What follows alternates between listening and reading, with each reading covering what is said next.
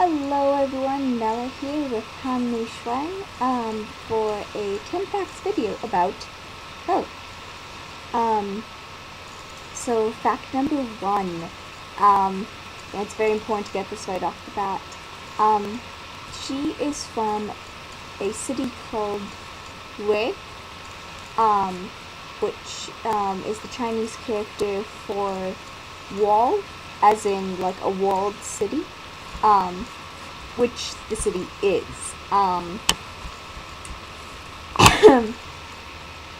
So she's from this city, and this city is, okay, how I explained in a different video is that the city of Wei is to cities and villages and towns, just like the curiosity shop is to stores. So it's sentient, it changes on a whim, usually its own whim, and all sorts of strange things live in it. Fact number 2. Lishuang is one of many children. Her family is quite large. Yes, the Han family is very, very large. She has, I'm trying to think, she has multiple brothers and multiple sisters, including ones younger and older than her. She is on the younger side of her siblings, but not by much. Fact number 3. She is one of the few people who actually leaves the city on a fairly regular basis and then comes back unharmed. She usually leaves to go and trade with the curiosity shop. So that's how she comes into play into the overall usual story. Fact number 4. Fact number 4. It's going to get a bit weird. Fact number 4. Her best friend is Park Sujin, or Sujin Park, a Korean girl who essentially gets kidnapped and held hostage in the city. I actually made a video from Sujin's perspective, which is down in the description box.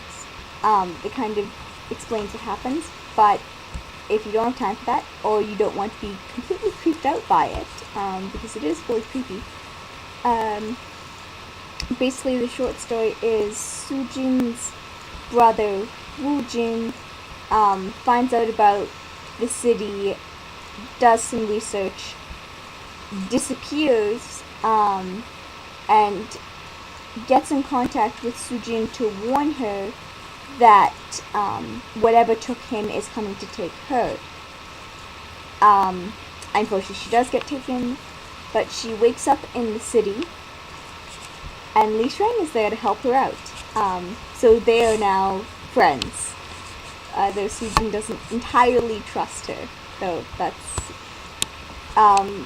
that's probably a smart move.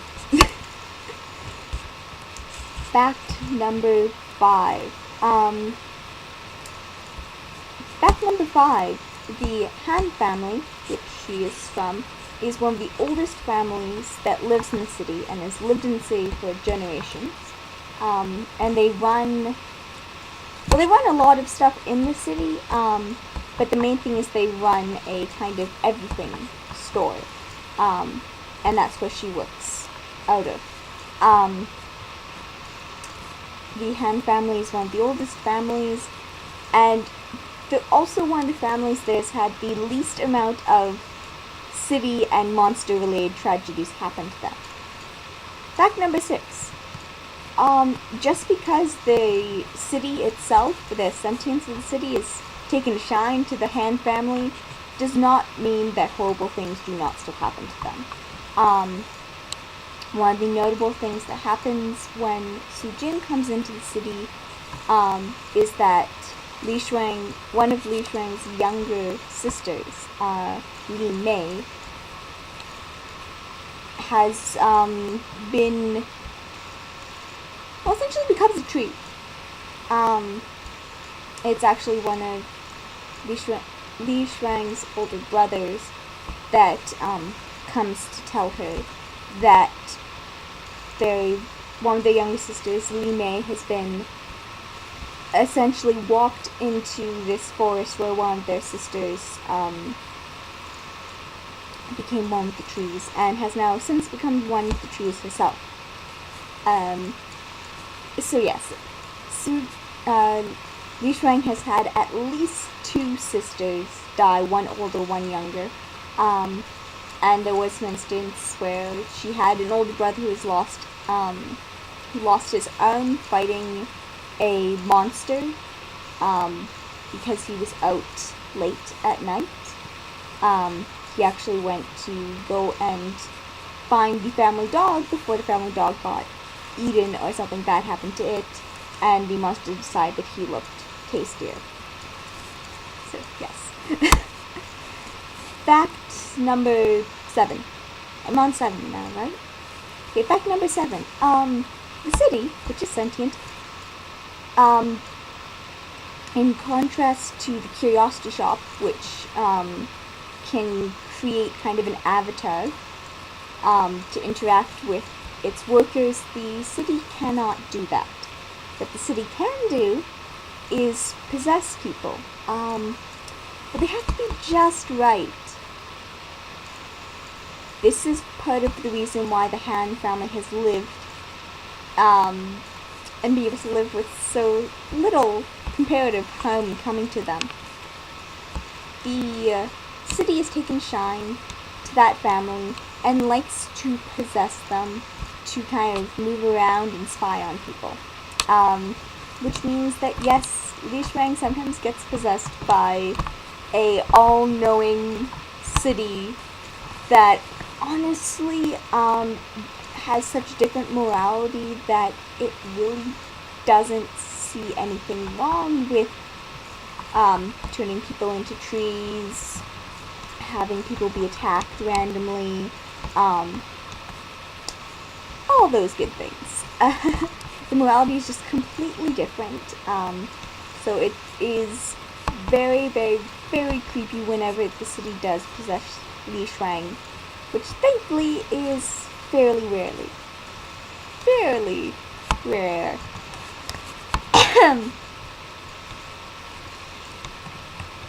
Okay, fact number 8.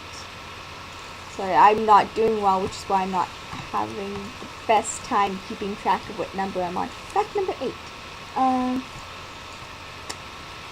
Fact number 8. What can I say?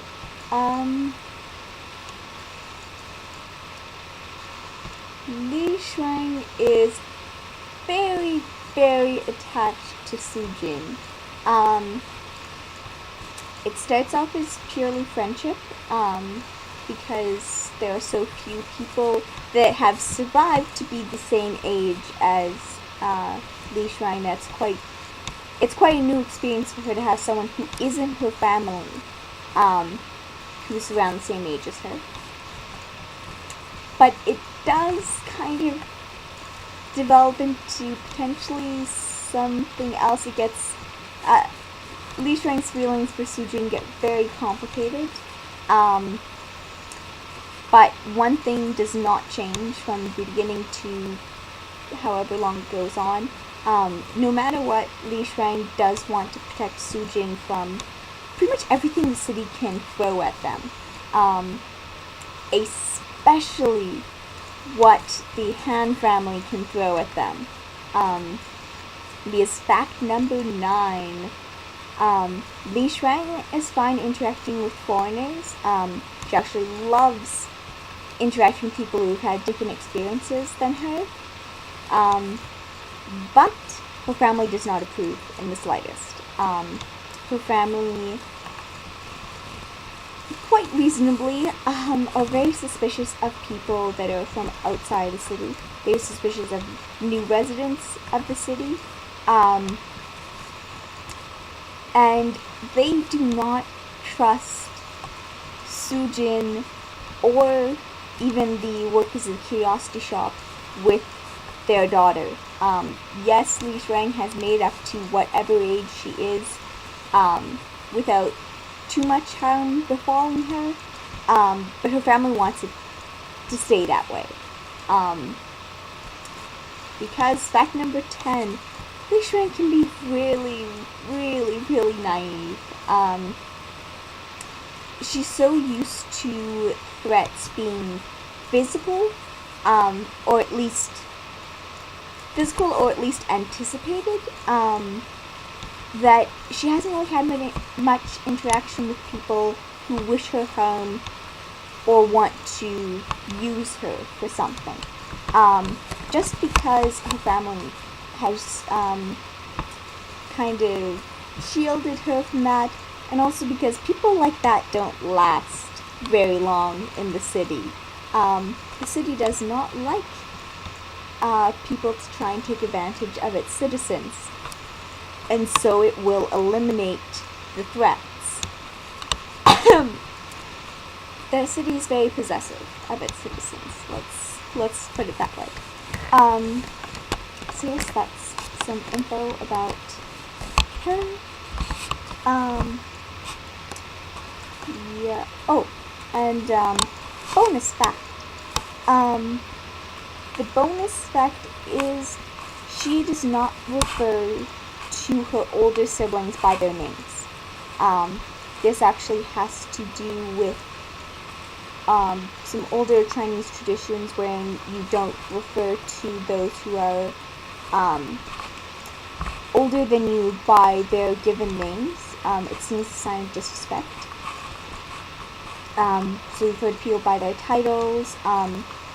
You don't call your parents by their first names. You don't refer to your older siblings by their first names. You usually refer to them, as Lishuang does, as esteemed older brother, esteemed older sister, honored older brother, which gets to be very confusing for Sujin because obviously Lishuang has a lot of siblings. So Lishuang actually has a system where she actually does refer to her siblings as like their number, and then like the comparatively older they are, the more respectful the title that more respectful the adjective she uses for them. So for instance, the brother that gives her the news that their younger sister has joined one of the older sisters in the forest as a tree, but is still sentient, is her